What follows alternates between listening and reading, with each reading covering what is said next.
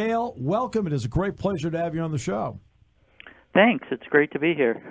All right, let's talk about the technology of this. Now, Indy cars are different, and the speed of them completely different than NASCAR. In fact, when I've done the show at Pocono, that's the first thing people say to me. We can't believe how fast these guys go, because they're about 40 miles per hour faster than a NASCAR going around that track. How different does the tire have to be on a tri-oval with three distinctly different turns compared to an oval like Indy? You know, it sounds like you're pretty familiar with the IndyCar series, and you're absolutely right. The tires for Pocono are pretty unique. It's one of the most challenging tracks on the circuit for us in that those three unique turns really make it difficult for the teams to set the car up perfectly. There's always a compromise between do they want to get through the high bank turn 1 or the flat turn 3. And the way the teams make those compromises actually leads to some tremendous racing because it's unlikely that the car will be good in all three corners. From a tire standpoint, Pocono is a tricky place for us to develop tires for. We actually use the right side tires that we use at Texas because of the high banks in turn number 1. And then the left side tire is the same tire that we use at Indy. And that combination works out well for us, works out well for the teams. And it takes a lot to develop this. I mean, over time, what are some of the adjustments that you as a tire manufacturer and through research have made so they can make some of the decisions you're talking about? You know, we work very closely with the IndyCar series. We work very closely with the teams to get their feedback, and we've been doing this quite a while. We got back into IndyCar racing in 1995. So we're to the point where we're making small iterations. We're making small changes year over year, trying to better adapt the tires to the cars, to the speeds. You know, we had the aero kits come out brand new for 2015, and that was quite a change. We saw quite a jump in speed all across the series. So we had to make some changes to our constructions, to our compounds to accommodate. But realistically, we're looking at small changes year over year to best adapt the tires to the cars. What about the heat factor? Because it's been awfully hot here, and I think Sunday's going to be okay, I think, for the most part. But I remember Indy May was very hot there. So what kind of change does that put into the mind of engineers and so forth as to what the track temperature is going to be, as to what kind of tire to run? You know, the hotter track temperatures do demand a bit of a stiffer tire, a bit of a tire with a little bit less grip. Also, when we have the high ambience and high track temperatures in IndyCar, because the car is so aero-dependent, we actually see the performance of the car fall off a little bit in the heat because you just can't generate as much downforce as you can on a cooler day. So we take all that into account, and you know, I think the forecast right now for Pocono looks like about 80 degrees on Sunday. So I think we've got the right tire for the conditions, and we should be fine. All right, you are a native of Catasauqua. You're a Penn State graduate. So there's probably many times in your life you had to go over to the inspection station. And, of course, one of the things they do is they'll inspect the tread to see how much tread's on the tire.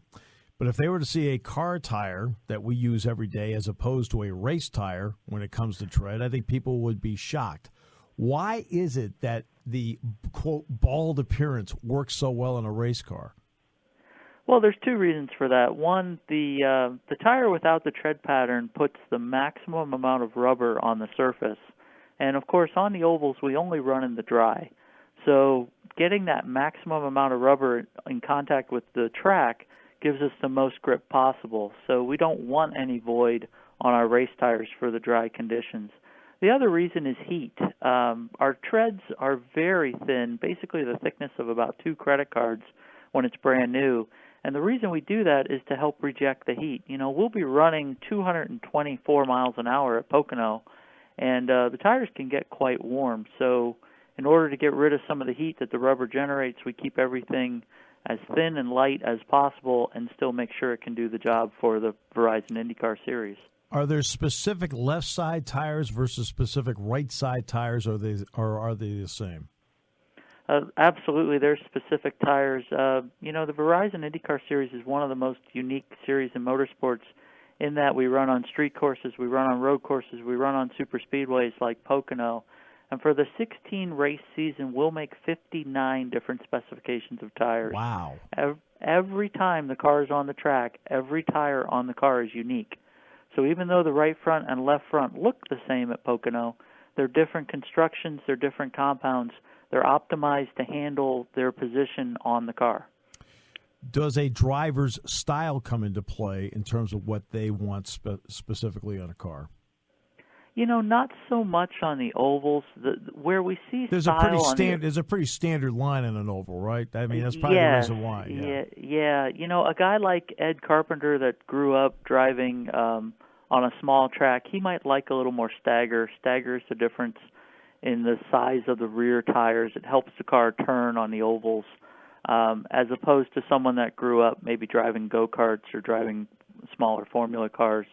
We see a lot more difference in driver style on the road and street courses where, drivers come from all different areas, and sometimes how they developed into an IndyCar driver really influences their driving style and how they attack a circuit. Where's the benefit that we get as consumers from the technology and all the advances you've made in race cars? I think the benefit comes in two key areas. One is the fundamental materials that go into the tire, the polymers, the reinforcements, those fundamental materials. We talked about the heat at Pocono or the heat at Indy this year. The materials that help us accommodate that heat and help us deal with that are the same materials that can help a tractor-trailer going through the Arizona desert on a 110-degree day. So that's where some of the technology is transferred on those fundamental materials. The other place the transfer really helps us is in people development. Racing's a very dynamic environment. It's fast-paced. It's high pressure. Really helps us develop engineers to take on challenges later in their careers.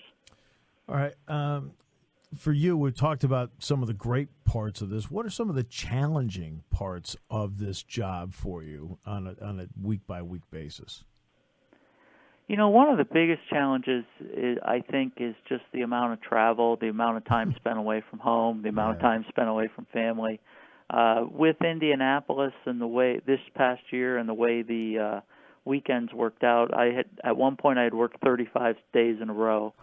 But we take on that challenge to support the Verizon IndyCar Series and to give the fans a great show, and happy to do it. But that's probably the single biggest challenge to what we do. How much off-season testing do you do, and normally where do you do it? We run anywhere from 3 or 4 off-season tests, and we try whenever possible to run on the racetracks that the Verizon IndyCar Series competes on. So, for example, this year we just did a test in Indianapolis like 2 weeks ago to get ready for 2017. We'll go to Phoenix here in October. We'll probably maybe do something down in Sebring, Florida. Sebring's a good street course substitute. So 3 or 4 tests over the winter. All right. What's the trickiest test for tires on a street course, an oval? Pocono's unto itself. So I think Pocono is kind of because of the tri-oval. So oval versus street course. What are the two? Which one on each would be the trickiest for you sometimes to get set up for? I think in a lot of ways the ovals are more difficult to get set up for. Each oval is fairly unique. They all have a different combination of banking and loading on the tires and expected speeds. So we really work hard to make sure the tires are exactly right for the ovals. Plus, the drivers are going, like I said, at Pocono, we'll be doing 224 miles an hour. Oh, yeah. So we really want to make sure the drivers have confidence in those tires when they go into turn 1 at Pocono at that kind of speed. I know it's NASCAR, but I remember talking with Jeff Gordon last year when he came here to Penn State, and I asked him about the 3 turns, and he talked about a completely different approach into each turn. I sat back and went, wow. That's a lot of thinking they have to do in a short period of time. Amazing.